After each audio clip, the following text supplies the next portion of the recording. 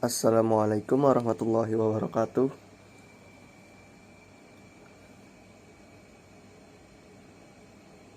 Saya Anefran Al-Fajri dan Muhammad Nur Ikram dari kelompok 5 akan meneruskan proses tahapan karakteristik perkembangan aspek fisik dan perilaku psikomotorik.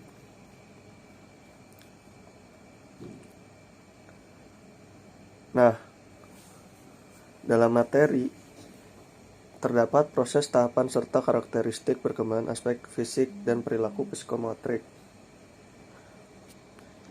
Proses perkembangan psikomotorik secara umum terdapat perbedaan antara gambaran perubahan fisik berdasarkan fisik jenis kelamin laki-laki dengan perempuan.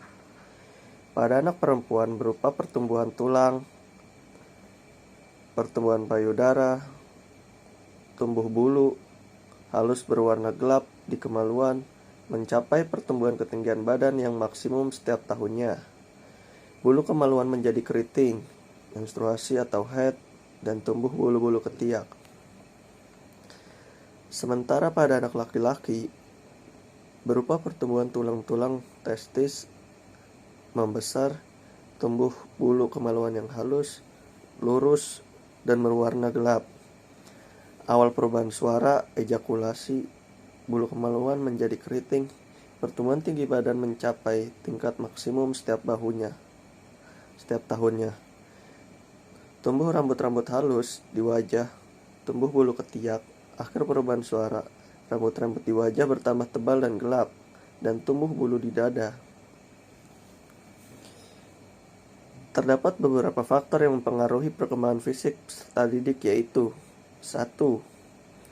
Keluarga meliputi faktor keturunan maupun faktor lingkungan. 2. Gizi. Contohnya peserta didik yang memperoleh gizi yang cukup biasanya akan lebih tinggi tumbuhnya dan sedikit lebih cepat mencapai taraf remaja dibandingkan dengan mereka yang kurang mendapatkan asupan gizi. 3. Gangguan emosional.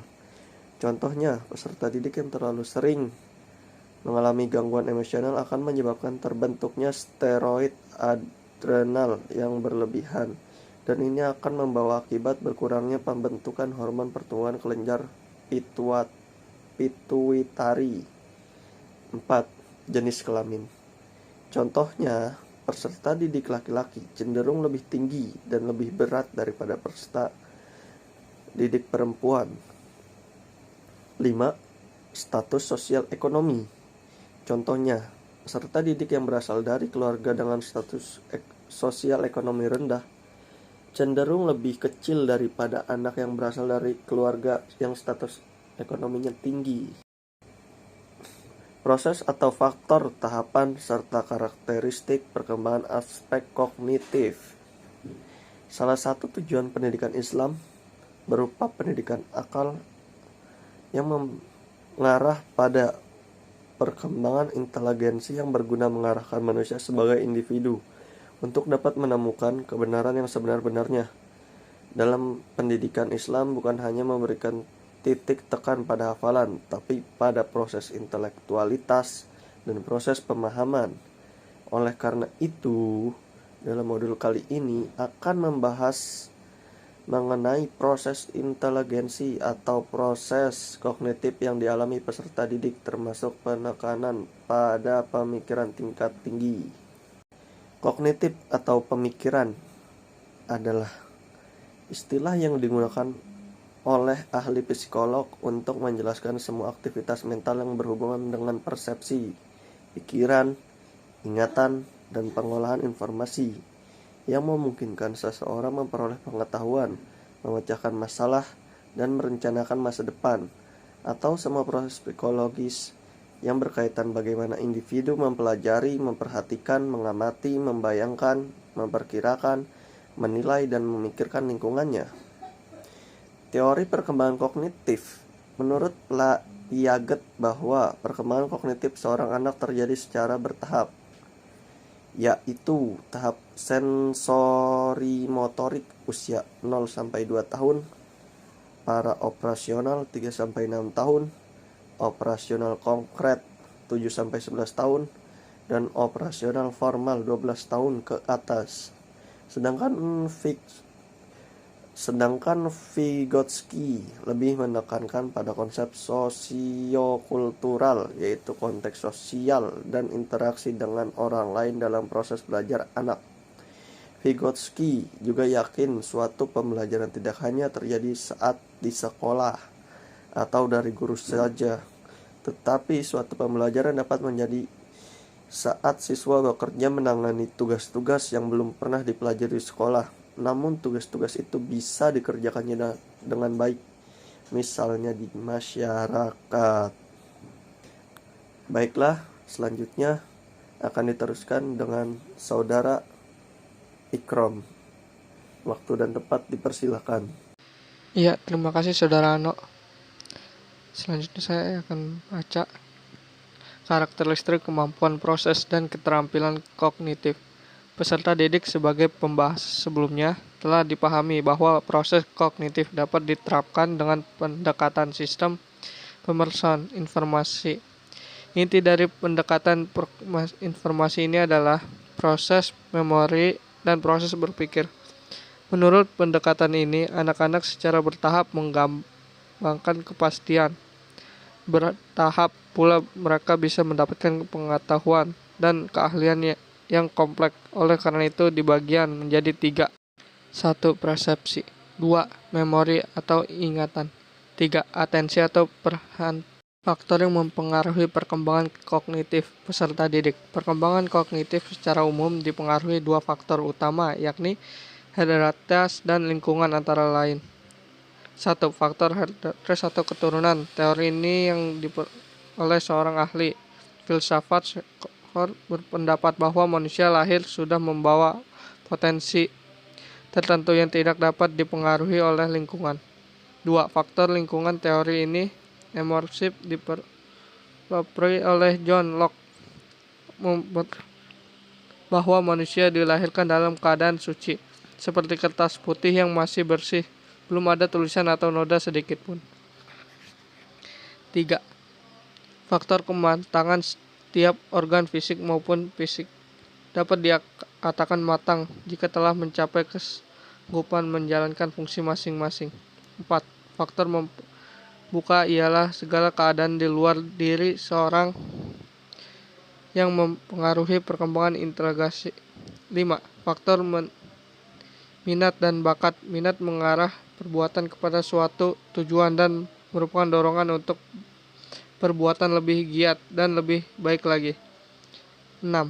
Faktor kebebasan, yaitu keleluasan manusia untuk berpikir diferen atau menyebar, yang berarti bahwa manusia dapat memiliki metode-metode tertentu dalam memecahkan masalah, juga bebas dalam memilih masalah sesuai kebutuhannya. Perkembangan moral, agama, dan kepribadian. Perkembangan nilai agama dan moral. Perkembangan nilai-nilai moral dan agama adalah kemampuan anak untuk bersikap dan bertingkah laku. Islam telah mengajarkan nilai-nilai positif yang bermanfaat dalam kehidupan bermasyarakat. Hal ini menyebabkan perlunya pengembangan pembelajaran terkait nilai-nilai moral dan agama. Proses, tahap, dan karakteristik perkembangan aspek afektif atau emosi. Emosi adalah perasaan yang ada dalam diri individu. Emosi dapat berubah perasaan senang atau tidak senang, perasaan baik atau buruk. Emosi didefinisikan sebagai berbagai perasaan yang kuat. Perasaan benci, takut, marah, cinta, senang, dan kesedihan. Macam-macam perasaan tersebut adalah gambaran dari emosi, bahwa emosi merujuk pada suatu perasaan atau pikiran-pikiran khas suatu keadaan biologis dan psikologis. Serangkaian kecenderungan untuk bertindak. Jadi emosi itu penting karena peserta didik memiliki kebutuhan untuk mempertahankan diri dari emosi, akan meningkatkan peserta didik jika ada kebutuhan yang tidak dipenuhi. 2. Membantu keputusan bayi menangis karena lapar dan baru berhenti setelah diberi ASI. Hal ini terjadi karena bayi bisa merasakan dan menginginkan ASI. 3. Menciptakan batasan. Ketika anak merasa tidak nyaman dengan perilaku orang lain, emosi akan meningkatkan. Jika meyakini apa yang dirasakan dengan mampu, orang akan tahu apa yang kita rasakan. 4. Komunikasi. Emosi menjadi peserta didik dapat berkomunikasi dengan orang lain. Ekspresi wajah yang beragam dapat menggambarkan keanekaragaman emosi.